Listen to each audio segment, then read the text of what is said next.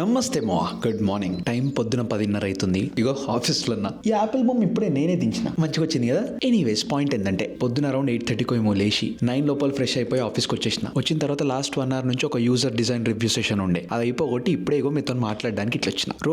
ప్రతిరోజు మనం చేయాల్సిన పని కొంచెం పెరుగుతూనే ఉంది అండ్ మొత్తం ఆక్యుపై అయిపోయి ఉంటున్నా. అసలు వేరేవేమన్నా చేయడానికి నా మైండ్ కి వేరే స్పేస్ దొరకలేదు. ట్రిప్కు పోయేసి వచ్చిన తర్వాత వెకేషన్ అయిపోయి మళ్ళీ ఆఫీస్కి వచ్చిన తర్వాత నుంచి ఒకటే మ్యూజిక్ దన్నా కొడుతూనే ఉంది. ఇది ఎట్లా అంటే నేను చెప్పిన కదా, చాలా ఇంపార్టెంట్ ప్రాజెక్ట్. ఈ ప్రాజెక్ట్ లో ఇప్పుడు పని చేస్తున్న మన స్కోప్ లా నేను ఒక్కనే డిజైనర్ ఉన్నా. ప్రాబ్లమ్ ని ఇంకా కంప్లీట్ గా అర్థం చేసుకునే ఫేజ్ లోనే ఉన్నా. బట్ ఈ వీకెండ్ లోపు ఒక డిజైన్ డ్రాఫ్ట్ చేస్తా అని చెప్పి ఫిక్స్ అయిన ఉండే. అదే టీమ్ కి కూడా చెప్పిన ఉండే. ఈ రోజు ఆల్రెడీ థర్స్డే, చేతిలో పెద్దగా టైం లేదు. తిప్పి కొడితే 1.5 day టైం ఉంది. ఈ 1.5 day దగ్గర ఒక 6-7 hours మొత్తం మీటింగ్లకి కాళ్ళకే పోతాయి. సో గట్టిగా చూస్తే ఒక 8 working hours మన చేతిలో టైం ఉంది. బట్ ఆ 8 working hours లో పని అవుతుందా? అసలు స్కోప్ లేదు.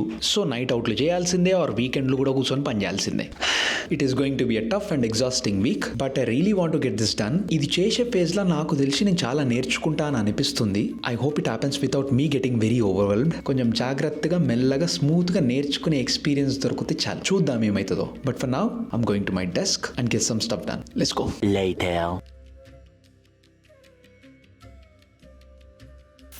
అరౌండ్ 4:30 అవుతుంది అండ్ ఐమ్ హెడింగ్ హోమ్. ఇప్పటిదాకా పని చేసుకొని మధ్యాహ్నం లంచ్ కూడా తినేసి మళ్ళీ ఇంకొక 2 మీటింగ్స్ ఉంటే అవి అయిపోగొట్టుండే. అండ్ గ్యాప్లో టైం చూస్తే 4 అవుతుంది. బట్ ఇంకా డే అయిపోలేదు. ఇప్పుడు 4:30కి మనకి ఇంకో కాల్ ఉంది. ఇంటికి పోయి ఆ కాల్ సెట్ చేద్దాం. And for now let's go home. A few minutes later. Update. So ఇంటికి వచ్చిన తర్వాత కొంచెం సేపు పని చేసుకొని ఒక 2 ఎపిసోడ్లు బిగ్ బ్యాంగ్ థియరీ చూసిన. Along with the healthy meal that we have made. అదే అవకాడో టోస్ట్ ఇంకా ఆమ్లెట్. అది సెట్ చేసి ఇంట్లో కొన్ని గ్రోసరీస్ లేకుండే, వాటి కోసం ఇట్లా కాస్కోకి వచ్చినాం కాబట్టి బండిలో పెట్రోల్ కొట్టాలి కదా. Let's do it. Much later. All right, a couple of things. Point number 1, మంచిగా తలకి మసాజ్ చేసేసి తల స్నానం చేసి ఫ్రెష్ అయిపోయినా. అండ్ దానికంటే ముందు మంచిగా బటర్ చికెన్ కుక్ చేసి సెట్ చేసిన. And point number 3, it's about 11:30 PM. And 4, dinner చేయడానికి ఇప్పటిదాకా కుక్ చేసిన బటర్ చికెన్ అండ్ ఇప్పటిదాకా మనం కొనుక్కొచ్చిన డైట్ కోక్, ఈ 2 సెట్ చేసిన. అండ్ పాయింట్ నంబర్ 5, ఇది చాలా ముఖ్యం బిగిలు. ఏంటంటే బిగ్ బ్యాంగ్ థియరీ సీజన్ 11 ఫినాలేలో ఉన్నా. అండ్ ఫైనలీ షెల్డన్ ఇంకా ఈమీకి పెళ్ళైతుంది. వెల్, ఈ ఎపిసోడ్ అయిపోయేటట్టుంది. ఎస్, సీజన్ 11 ఫినాలేలో ఉన్నాం. ఇది అయిపోయిన తర్వాత ఇంకొక సీజన్ ఉంది. అది చూసేస్తే మొత్తం బిగ్ బ్యాంగ్ థియరీ అయిపోతుంది. But I'm so happy and excited for this episode right now. So I'm gonna enjoy this with our dinner. Let's go.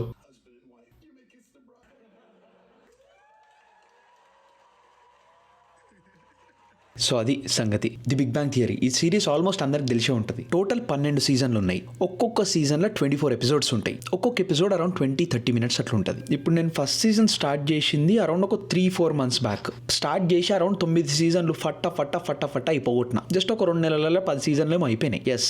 And మొన్న ట్రిప్కి వెళ్ళినాం కదా, ఆ ట్రిప్ అప్పుడు మనకి సిరీస్ నుంచి కొంచెం బ్రేక్ వచ్చింది. ఇప్పుడు మళ్ళీ సిరీస్ రెజ్యూమ్ చేసి కొంచెం ఫాస్ట్ అయిపోగొట్టడానికి బింజ్ చేసుకుంటూ కూర్చున్నా కదా, డైరెక్ట్ సీజన్ 11 ఎండింగ్కి వచ్చేసిన. అండ్ షెల్డన్ గారికి పెళ్ళి అవుతుంది. Like what's happening? బేసిక్ ఎవరికైనా తెలియకపోతే చెప్తున్నా, షెల్డన్ గాడు బిగ్ బ్యాంగ్ థియరీలో ద మెయిన్ లీడ్ అనుకో. మనోడు ఒక సైంటిస్ట్. వాడి బ్రెయిన్ మామూలుది కాదు. Is a theoretical physicist. Physics లో గానీ ఇంకా వేరే ఆస్పెక్ట్స్ ఆఫ్ సైన్స్ లో గానీ మనోడిని టచ్ చేసేటోడు లేడు, అంత తోపు అన్నట్టు. బట్ మనోడికి సోషల్ స్కిల్స్ చాలా తక్కువ. అంటే జనాలతో ఎట్లా మాట్లాడాలి తెలియదు, ఎట్లా బిహేవ్ చేయాలి తెలియదు, వేరేటోళ్ళ ఎమోషన్స్ ని అర్థం చేసుకోవడం తెలియదు, వేరేటోళ్ళు బాధపడుతున్నారా ఫీల్ అవుతున్నారా ఏంది అని చెప్పేసి ఆ ఎంపథైజ్ అవ్వడం రాదు.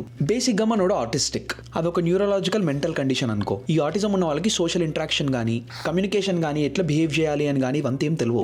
అండ్ సోషల్ క్యూస్ ని అర్థం చేసుకోవడం చాలా కష్టం. కొన్నిసార్లు చేసిన పని మల్టిపుల్ సార్లు చేస్తూ ఉంటారు. లైక్ ఫర్ ఎగ్జాంపుల్ ఇట్లా. ఇప్పుడు నేనంటే ఎగ్జాంపుల్ కోసం 3 సార్లు చెప్పిన, బట్ ఇన్ రియాలిటీ ఆటిస్టిక్ ఉన్న వాళ్ళు రిపిటేటివ్ బిహేవియర్ నడుస్తూ ఉంటది. మనోడు సీజన్ 1 లో ఇట్లాంటి స్టేట్లు ఉంటుండే. ఇప్పుడు టువర్డ్స్ ది ఎండ్ ఒక మనిషితోని మాట్లాడడం, మనిషిని అర్థం చేసుకోవడం, మనిషి గురించి ఆలోచించడం లాంటి సంబంధమే లేదు. అట్లాంటిది టువర్డ్స్ ద ఎండ్ మనోడి చుట్టుపక్కల ఫ్రెండ్స్ వల్ల, వాళ్ళందరూ చూపించే ఆ జెన్యూన్ కేరింగ్ వల్ల, వీడిని ప్రొటెక్ట్ చేయాలి అని చెప్పి వాళ్ళ లోపల ఉన్న జెన్యూన్ ఇంటెన్షన్ వల్ల మనోడు ఎట్లా చేంజ్ అయిందంటే it's like amazing character development.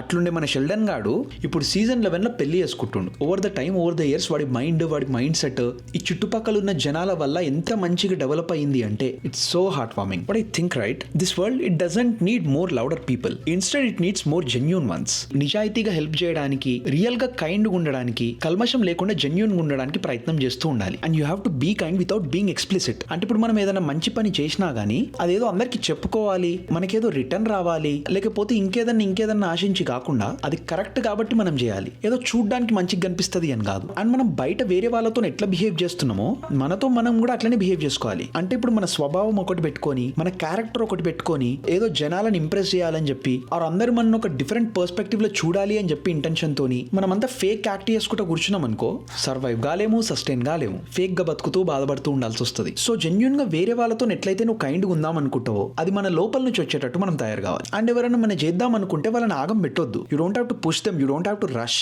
ఒక్కొక్కడికి ఒక పని చేయడానికి కొంచెం టైం పడుతుంది, బట్ ప్రతి స్టెప్ లో వాళ్ళకి అవసరం పడ్డ ప్రతిసారి మనం సపోర్ట్ చేయడానికి జెన్యూన్ గా అక్కడ ఉంటే చాలు. అండ్ నేను ఏమంటా అంటే జెన్యూన్ గా ఉండడం అంటే పర్ఫెక్ట్ గా ఉండడం కాదు. Of course we might disappoint people some times, but మనం పర్ఫెక్ట్ గా ఉన్నాము అని చెప్పి ప్రిటెండ్ చేయకుండా జెన్యూన్ గుండి తప్పు చేస్తే తప్పే, మనం మాట్లాడితే తప్పును ఒప్పుకొని ఈగోని పక్కన పెట్టి అప్పుడు కూడా మనం కైండ్ గా ఉండగలిగేటట్టు చూసుకోవాలి. అండ్ అందరినీ ఒక బేస్ లైన్ రెస్పెక్ట్ తో ట్రీట్ చేయాలి. ఇప్పుడు ఎవరో ఇద్దరు ర్యాండమ్ మనుషులు ఉంటే ఒకరికి ఒక లెవెల్ ఆఫ్ రెస్పెక్ట్ చూపించి ఇంకొకరికి ఇంకొకలాగా బిహేవ్ చేస్తే ఇట్స్ నాట్ కరెక్ట్. మనం కామ్ గా, ఆనెస్ట్ గా, కన్సిస్టెంట్ ఉంటే దానికంటే పీస్ఫుల్ లైఫ్ ఇంకోటి ఉండదురా. So let's try to be kind and positive. And with that మనం రేపు కలుద్దాం, ఇచ్చి పడేద్దాం. అండ్ యా, అంతే మరి, బై.